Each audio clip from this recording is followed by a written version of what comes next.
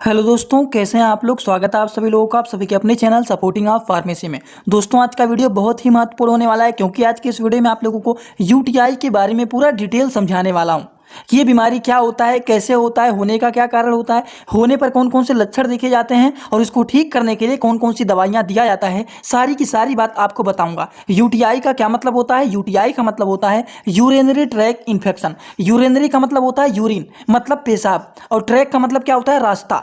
तो पेशाब के रास्ते में इन्फेक्शन हो जाना, इसका क्या इलाज होता है इसके बारे में आपको बताऊंगा। अगर किसी के पेशाब के रास्ते में इन्फेक्शन हो जाता है तो उसमें जलन देखा जाता है, दर्द होना देखा जाता है। तो इन सारी चीज़ों को ठीक करने के लिए कौन सी दवाइयां दिया जाता है इसके बारे में आप लोगों को एक ही वीडियो में पूरा का पूरा डिटेल आपको यहाँ पर समझाऊंगा। तो दोस्तों, आज का वीडियो बहुत ही महत्वपूर्ण है। कोशिश करना कि एक बार इस वीडियो को पूरा जरूर देख लेना। तो चलिए वीडियो को स्टार्ट करते हैं बिना देर के। लेकिन स्टार्ट करने से पहले एक महत्वपूर्ण सूचना यह है कि सपोर्टिंग ऑफ फार्मेसी के इस चैनल पर यह वीडियो बनाया जाता है केवल और केवल मेडिकल छात्रों के नॉलेज के लिए। कोई भी दवा अपने से ना इस्तेमाल करें बिना डॉक्टर के सलाह के। दोस्तों, सबसे पहली बात यहाँ पर बहुत ही बेसिक नॉलेज आप लोग ले लीजिए। ये होता है किडनी दोनों तरफ, और इसके नीचे देखिए यहाँ पर ये जो आया रहता है इसको हम लोग बोलते हैं यूरेटर। यूरेटर जो होता है ये होता है रास्ता। क्या होता है, ये होता है रास्ता। इस रास्ते से ये आता है और नीचे जो लगा रहता है ये होता है ब्लैडर। इसको हम लोग हिंदी भाषा में बोलते हैं कि ये होता है पेशाब का थैली। तो ये जो रास्ता होता है, अगर इस रास्ते में इन्फेक्शन हो जाए या फिर पेशाब की थैली में इन्फेक्शन हो जाए तभी देखा जाता है जलन होना, दर्द होना। तो इस प्रकार के डिजीज को बोलते हैं यूटीआई, यूरिनरी ट्रैक इन्फेक्शन। ये बात समझ में आया ना आप लोगों को। ये होता है पेशाब की थैली और ये होता है यूरेथ्रा, जिसके माध्यम से हमारा यूरिन पास आउट होता है। इतना बात समझ में आया ना आप लोगों को। लेकिन यहाँ पर मेन मुद्दा ये आता है कि आखिर किसी को यूटीआई क्यों होता है। पेशाब के रास्ते में इन्फेक्शन होना, जलन होना, दर्द होना, ये क्यों होता है, होने का क्या कारण होता है, पहले तो हम लोग इसको जानेंगे और फिर इसके ट्रीटमेंट के बारे में जानेंगे। तो चलिए शुरुआत करते हैं सबसे पहले काजेज के बारे में।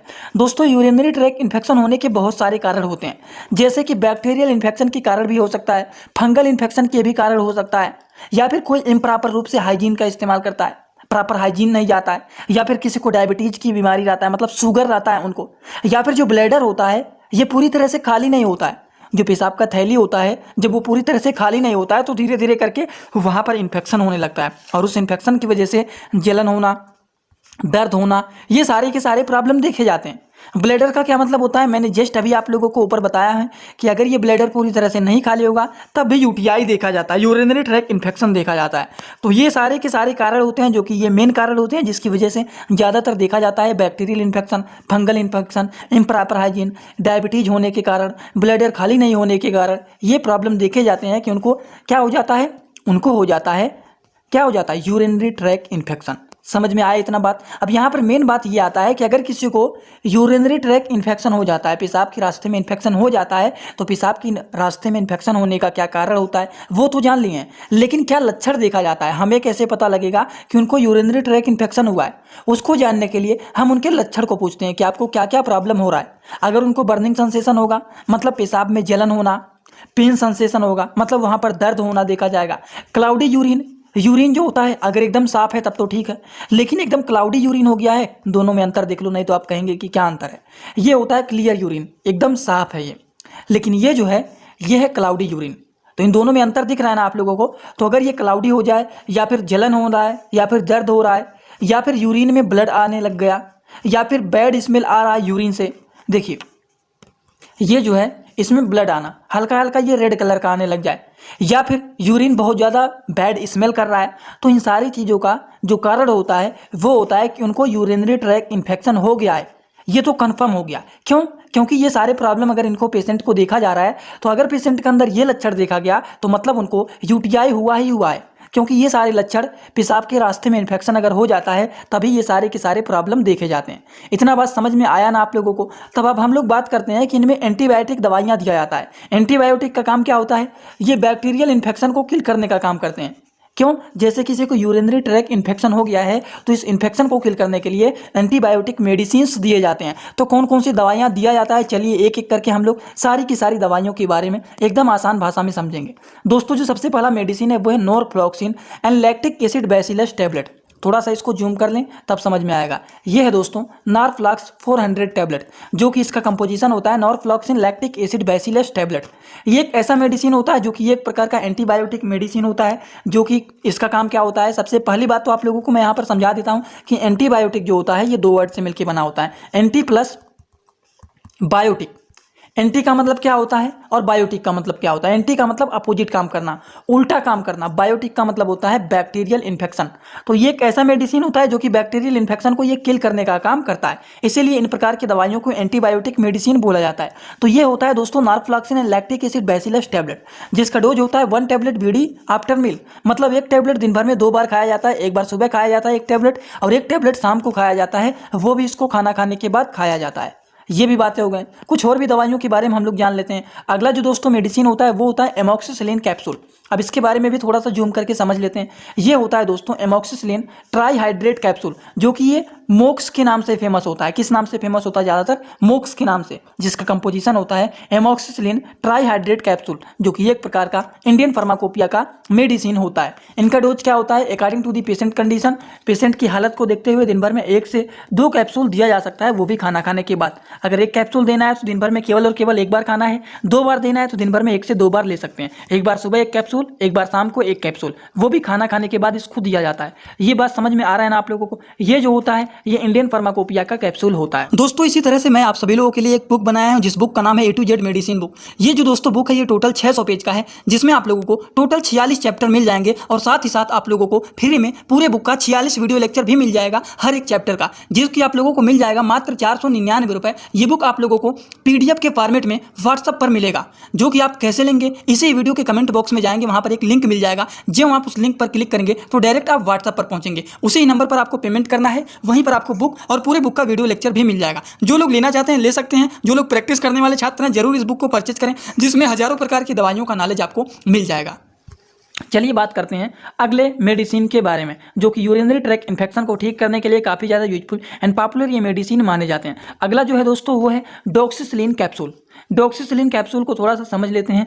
ये है देखिए डॉक्सिसिलिन कैप्सूल, जो कि 100 mg का कैप्सूल होता है। अब देखिए ये जो होता है ये भी काफ़ी ज़्यादा यूजफुल एंड पॉपुलर माना जाता है। अगर किसी को यूरिन के रास्ते में इन्फेक्शन हो जाता है तो उस इन्फेक्शन को ठीक करने के लिए डॉक्सिसिलिन कैप्सूल का भी इस्तेमाल किया जा सकता है। समझ गए आप लोग? तो ये भी बातें हो गई। इसी तरह से कुछ और भी दवाइयाँ होती हैं जो कि UTI को ठीक करने के लिए यूजफुल माने जाते हैं।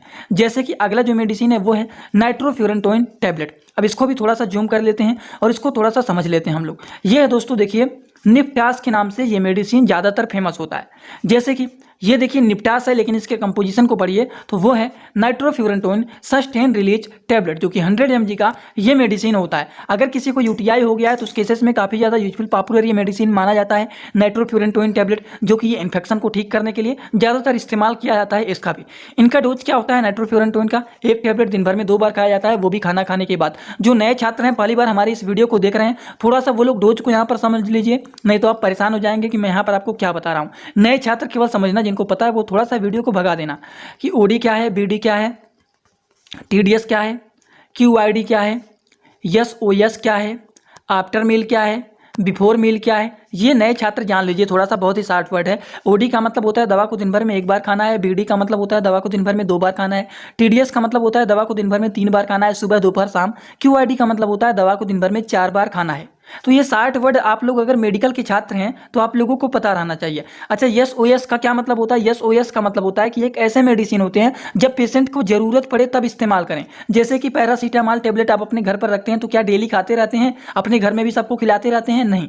जब किसी को घर में बुखार होता है तभी आप उनको पैरासीटामॉल टेबलेट देते हैं। तो इसी प्रकार से SOS जो मेडिसिन होते हैं वो तब दिया जाता है जब पेशेंट को जरूरत पड़ता है। AM का मतलब होता है आफ्टर मील, मतलब दवा को खाना खाने के बाद खाना है। BM का मतलब होता है बिफोर मील, मतलब दवा को खाना खाने के पहले खाना है। ये बहुत ही बेसिक और कॉमन बातें होती हैं जो कि आप सभी लोगों को इसके बारे में पता ही रहना चाहिए। तो देखिए मैंने आप लोगों को यहाँ पर नाइट्रोफ्यूरेंटोइन सस्टेन रिलीज टैबलेट के बारे में बताया हूँ, जो कि निफ्टास के नाम से फेमस होता है। 100 mg का ये टैबलेट होता है, जिनका डोज होता है 1 टैबलेट दिन भर में 2 बार खाना है। BD लिखा गया है ना, इसका मतलब 1 दिन में 2 बार खाना है, 1 बार सुबह और 1 बार शाम को खाना है। एक टैबलेट, वो भी आफ्टर मील, मतलब खाना खाने के बाद इसको खाना है। तो ये बात आपको याद रखना चाहिए कि ये सारे छोटे वर्ड क्या लिखे गए हैं और उनके कहने का क्या मतलब है। समझ गए आप लोग? तो ये भी बातें हो गए दोस्तों। अब यहाँ पर बात आता है एक सिरप के बारे में। ये भी सिरप अगर किसी को यूरिन के रास्ते में इन्फेक्शन हो जाता है तब इसका इस्तेमाल किया जाता है। अब बहुत सारे लोग कहेंगे नेरी सिरप के बारे में आप बता रहे हैं, और नेरी सिरप के बारे में आपने बताया कि अगर किसी को किडनी स्टोन हो जाता है तब इसका इस्तेमाल किया जाता है। तो मैंने आप लोगों को बताया था कि अगर किसी को किडनी स्टोन हो गया है, मतलब किडनी में पथरी हो गया है, तो उसको भी ठीक करने के लिए नेरी सिरप का इस्तेमाल किया जाता है। किडनी में पथरी होने की वजह से अगर किसी को यूटीआई हो गया है, क्योंकि जो हमारा किडनी होता है और यूरिन का रास्ता होता है, ये दोनों आपस में अटैच तो होता है ना। जो पहली बार थोड़ा सा कंफ्यूज हो रहे हैं, एक बार यहाँ पर देखिए ध्यान से, ये होता है किडनी। अब यहाँ पर अगर पथरी हो जाता है तो नेरी सिरप का इस्तेमाल करेंगे तो ये धीरे धीरे, अगर मान लीजिए कोई भी दवा खा रहे हैं तो ये मान लीजिए गलेगा, तो अगर ये गलेगा तो धीरे धीरे करके इसी रास्ते से आ करके और ब्लैडर में आता है, मतलब पेशाब की थैली में आता है, और इसी के माध्यम से ये बाहर निकल जाता है ना।